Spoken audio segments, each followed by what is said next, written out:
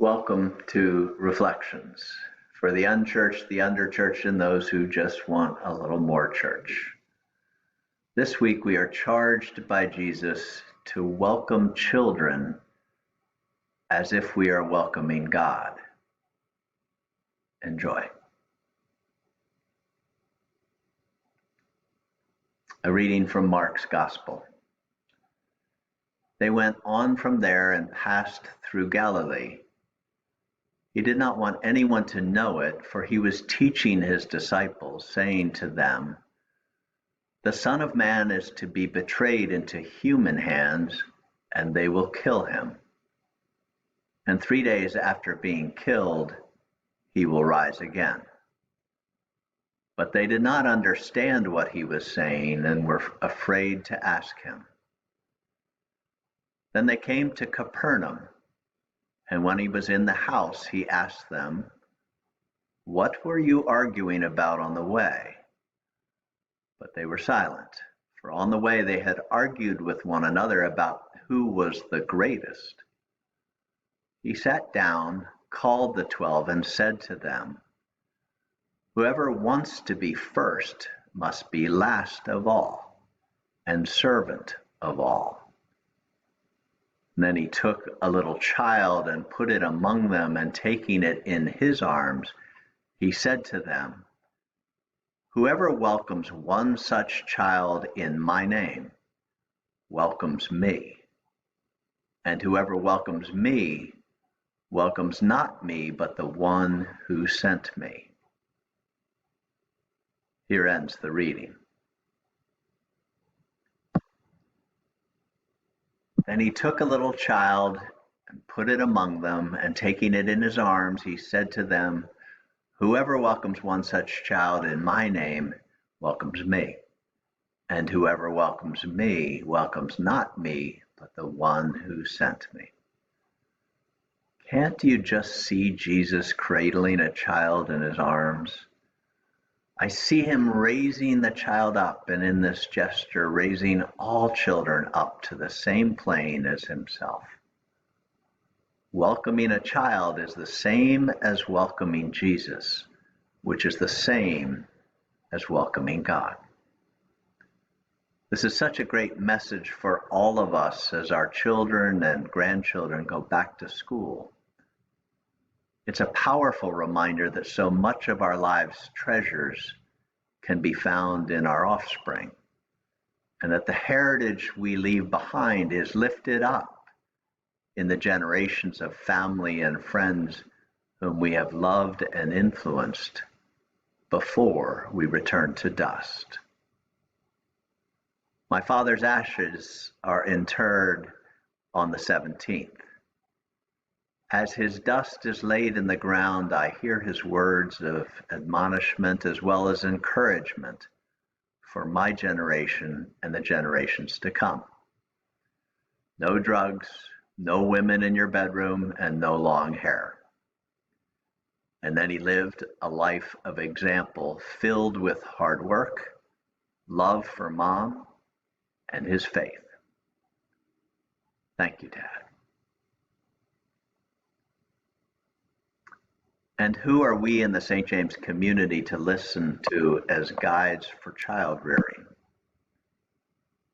I think that it's the maternal and paternal influences like moms and dads, and even more importantly, Jesus.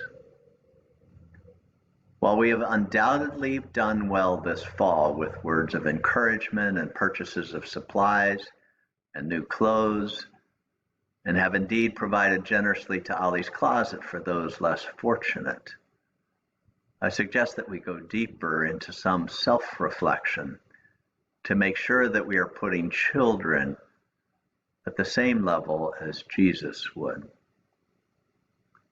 Have we made sure that the food of our children in their schools or in their lunch bags is what Jesus would have prepared? Are we making sure that the curriculums and what is going into their brains are full of Jesus's values? Could we do more to eradicate drugs, tobacco, and alcohol from all school areas, and indeed reduce or eradicate them from our lives, including in our chosen medias, as Jesus would have?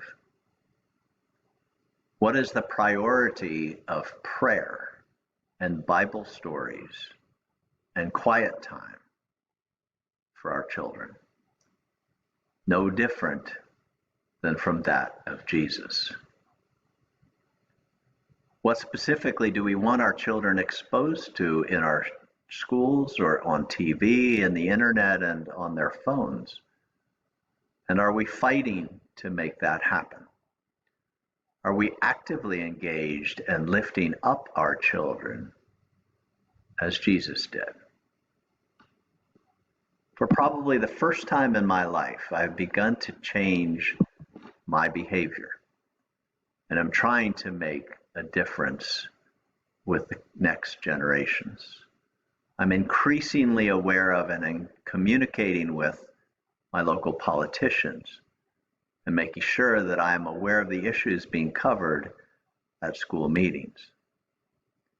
I'm trying to be more deliberate in my behaviors when around my children and my grandchildren. If I want change, it needs to begin with me. So as I go forward with the next generations, I'm reminded to apply some healthy rules and discipline like my dad, but most assuredly to welcome each child as if they are as important as Jesus and God. Amen. Please join me in the Lord's Prayer. Our Father, who art in heaven, hallowed be thy name. Thy kingdom come, thy will be done, on earth as it is in heaven.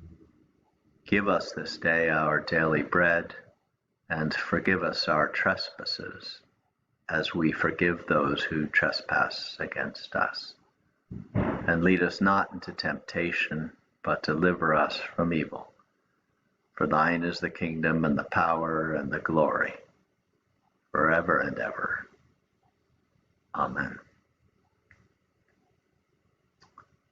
One of my favorite movies of the past 10 years is Won't You Be My Neighbor?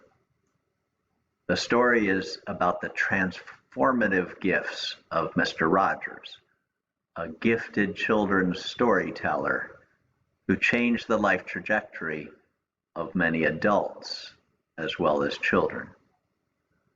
I recommend you watch it with as many generations as you can gather. The lessons are masterfully shared. My song choice for this week is Mr. Rogers' Children Can. Enjoy.